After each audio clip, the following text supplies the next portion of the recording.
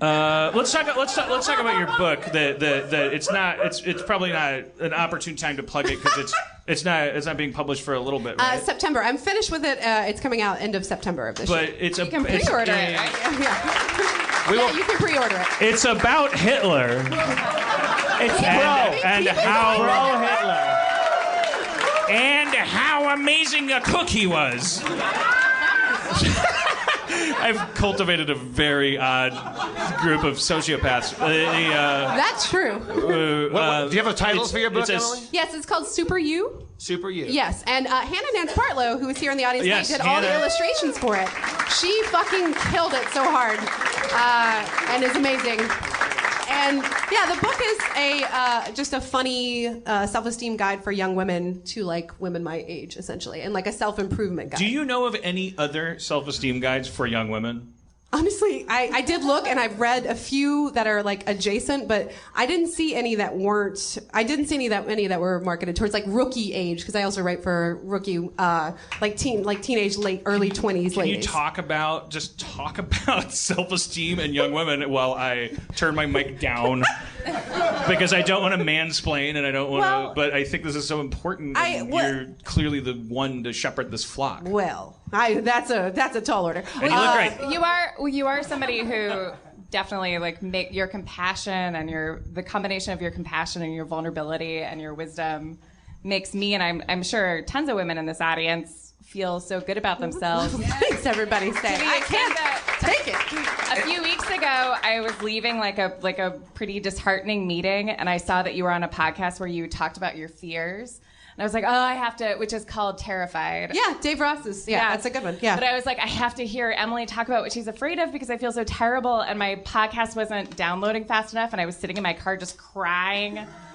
But then I was like, well, you're fine. This is, your life is okay. Yeah. Also, you could just call me. We have each other's numbers. Just call me next time. Really? Yeah, absolutely. Of course. Yeah. I'll do it. So I'm so excited about this. Talk about your book. Well, talk about your book.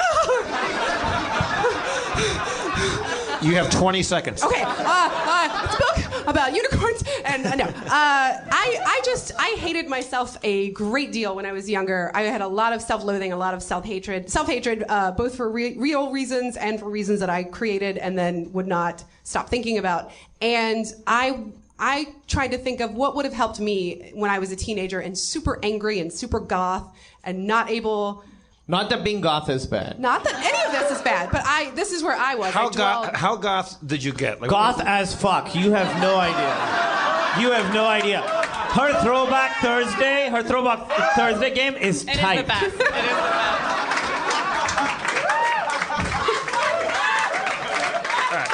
the best. Sorry, go ahead. It was pretty tight. So I essentially it kind of goes through just kind of getting you on your own team and understanding that you have to be on your own fucking team because nobody else is going to be. And they can be, but how do you get a team? You are a team. You're already a team.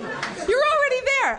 And just kind of raising your awareness of what you're doing so that for so long I just kind of functioned on autopilot, and this autopilot was I hate myself, I'm horrible, I hate myself, I'm horrible.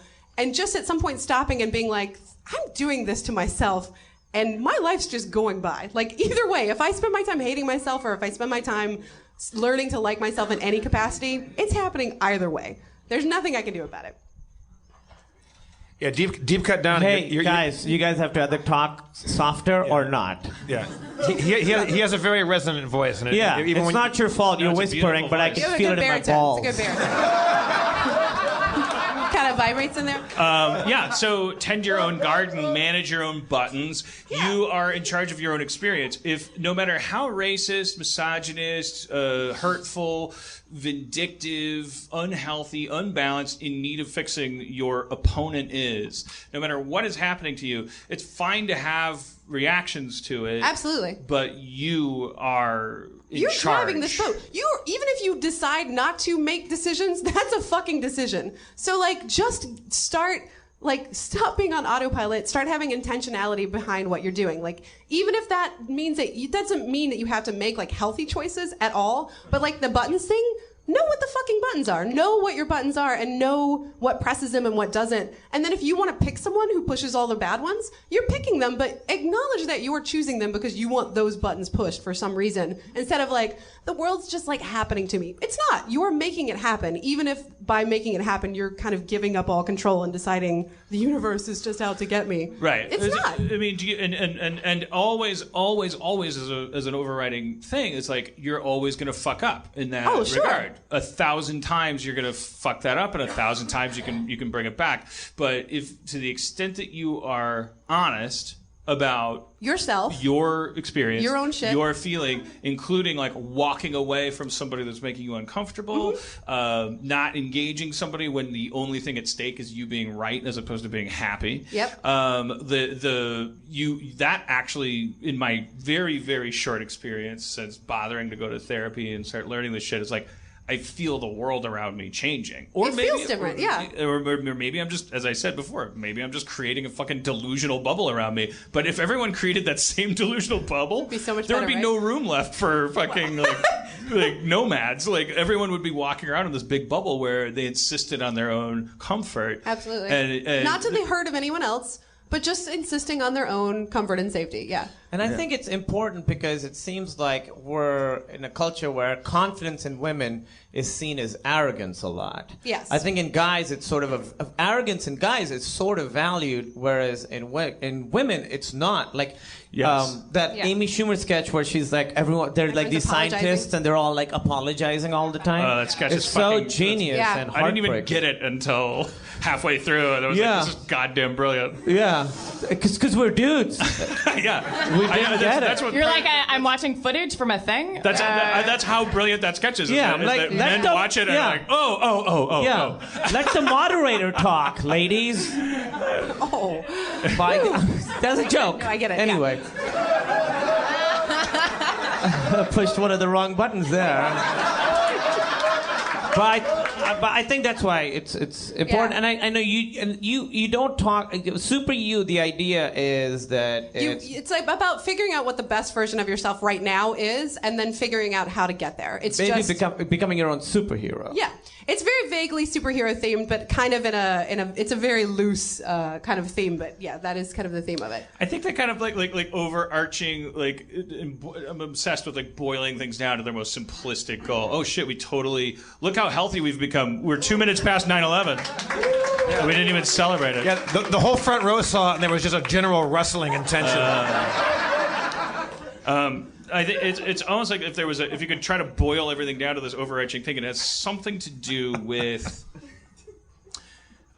seeing past like what's right in front of you to like a more distant goal. Yeah. And actually making distant goals That's your bat signal. the actual That's the thing thing you're that going powers how you use your fork and how you interact with your uncle and how you tweet and how you if you don't view like 5 feet in front of you as how you should react 5 feet in front of you, if you instead go, what I want is 15 feet in front of me, I'm gonna base everything 5 feet in front of me on. And then asking yourself, is what I'm doing doing right now getting me the thing that's 15 feet in front of me that I want? And if it is, okay. If it's not, I got to change it. Rather than just doing this. Hopefully I'll get to that thing. No, set the thing that you need and you want. And then Which is called being impeccable with your word. And you all mocked me? The 4 agreements. Name all 4 real fast. Name The the 4 4 agreements are: don't take it personally. Don't take anything personally. Don't take anything personally. Baby, come on. Try to tell people about the 4 agreements. Be impeccable with your word. Okay. Fuck. I know the shitty one is do your best. That's the dumb one. You're like, okay, whatever the fuck that means. What's the other one? God damn it. Avoid making. No, we're not all light. That's not one of the agreements. That's not one of the agreements. Thank you, sir. Don't make assumptions. Don't make assumptions. That's actually one that needs more like study. What is this? You came up with these? Kind of. Aaron found this book in high school called The 4 Agreements, which is a self-help book. Miguel Ruiz. And we They're and Toltec Toltec laws. Derek Waters, we landed on it by talking. We were talking about like fan interaction. Actually, we were talking about like how it always goes great and usually, and like how sometimes it goes wrong and how it goes wrong. We were talking about ourselves as fans of other people. Like if you get into an elevator with somebody you admire, like we were talking about like what happens in those moments, those supercharged moments of talking to a stranger and who you know but also don't know at all. Yeah. And you want to make an impression and blah blah blah and all this stuff. I somehow from that discussion we landed. Aaron brought up like, oh well, it's one of the 4 agreements. Don't take it personally.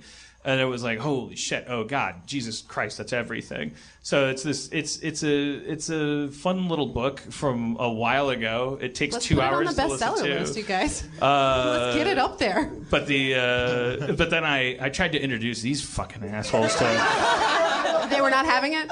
They're like they think the first agreement is that we're all light. Paget Brewster made a mockery of it. Just because I've only listened to a half hour of it, apparently I'm not an authority. But I haven't read it since college, but I totally don't remember the light portion of it. It's in the first part. It says we're all light and you're all smoke. Wait, one of the 4 agreements says we're all light? No! More or less. Together. You wouldn't know that from that podcast because Dan talked for 30 minutes about how we're all light and you're smoke and it's all a dream. We all live in a dream. It's the same as Plato's shadows on the. So no, it's not the same as Plato's fucking shadows. So smoke is bad and light is good. Everything that's happening right now is light my is good. Dream. That's. Let's bring Paget Brewster out, everybody. That's one of the 4 agreements. No, that's not one of the fucking. That you're the genius, evil the genius. Idea is that everything that happens is it's through a filter of our emotional experiences. That's very true. That's happened. Yes. Okay. See? That makes sense. So there's a technique. That makes sense. I would be pretty certain that if that author could add a 5th agreement, it would be you should read the whole fucking book.